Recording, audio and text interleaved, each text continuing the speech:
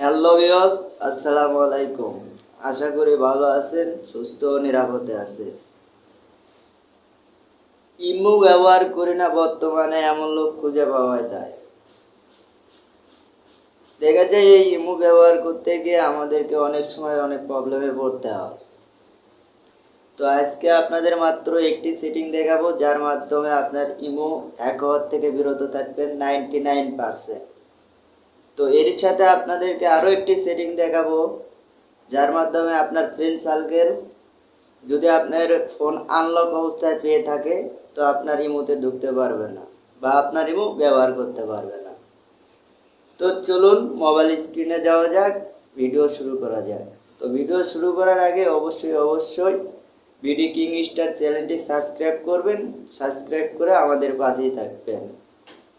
তো চলুন ভিডিও শুরু করা যাক। তো ভিউয়ার্স, দেখতেই পাচ্ছেন আমি আমার মোবাইল স্ক্রিনে চলে এসেছি। তো আপনাদেরকে প্রথমে আমি দ্বিতীয় নাম্বার সেটিংটি দেখে দেব কিভাবে আপনার ইমো লক করবেন। তো সেটি করার জন্য আপনাকে যেতে হবে আপনার গুগল প্লে স্টোরে। তো গুগল প্লে স্টোরে আসার পরে ওপরে সার্চ বারে লিখতে হবে ইমো।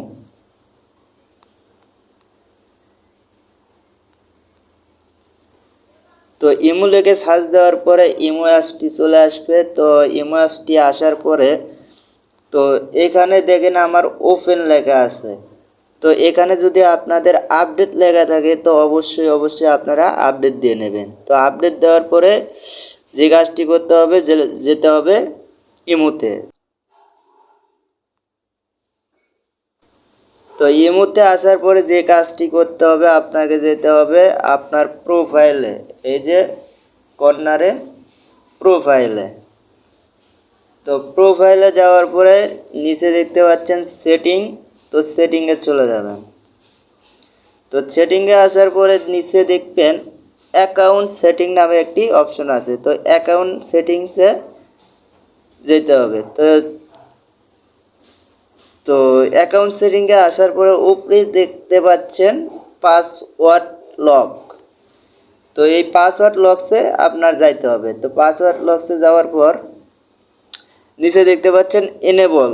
তো এই এনেবল লেখার উপরে চাপ দিতে হবে। তো এনেবল লেখার উপরে চাপ দেওয়ার পরে আপনাকে এখানে অবশ্যই 4 ডিজিটের একটি পাসওয়ার্ড দিতে হবে।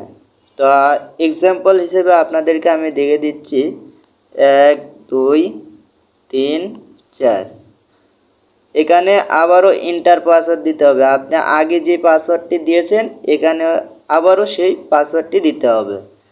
তো 1 2 3 4। তো এখানে ডান অপশনে ক্লিক করতে হবে।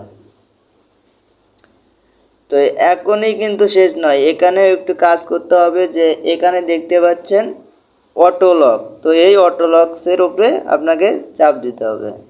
তো অটো লকসে যাওয়ার পর তো আপনাকে যে কাজটি করতে হবে ফার্স্ট অপশন যেটি, এটি সিলেক্ট করতে হবে। তারপরে আপনাকে ব্যাক যাইতে হবে।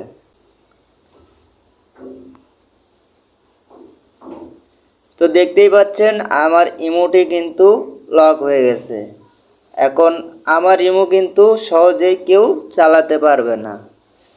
তো আপনারাও এইভাবেই কাজ করবেন, অবশ্যই আপনাদের ইমো কেউ চালাতে পারবে। তো এখন থেকে দেব ভিডিওর শুরুতে যে মেন সেটিংটার কথা বলেছিলাম, তো যেটি করলে আপনার ইমো সহজে হ্যাক করা যাবে না। তো সেটি এখন দেখে দেব মোবাইল স্ক্রিনে। তো তার আগে একটা কথাই বলে রাখি, আপনি যদি আমাদের ইউটিউবে নতুন হয়ে থাকেন তাহলে অবশ্যই চ্যানেলটি সাবস্ক্রাইব করবেন, সাবস্ক্রাইব করে আমাদের পাশেই থাকবেন। আর যদি অলরেডি সাবস্ক্রাইব করে দিয়ে থাকেন তো thank you so much. Video শুরু করার আগে যে সেটিংটির কথা বলেছিলাম, তো সেটি করার জন্য আপনাকে আবারও যাইতে হবে ইমোতে। ইমোতে আসার পরে আবার যেতে হবে আপনার প্রোফাইলে। তো প্রোফাইলে যাওয়ার পরে আবারও যেতে হবে সেটিংয়ে। তো সেটিংয়ে আসার পরে নিচে এসে দেখতে পাচ্ছেন ম্যানেজ ডিভাইস। তো এখানে একটা ট্যাপ করতে হবে।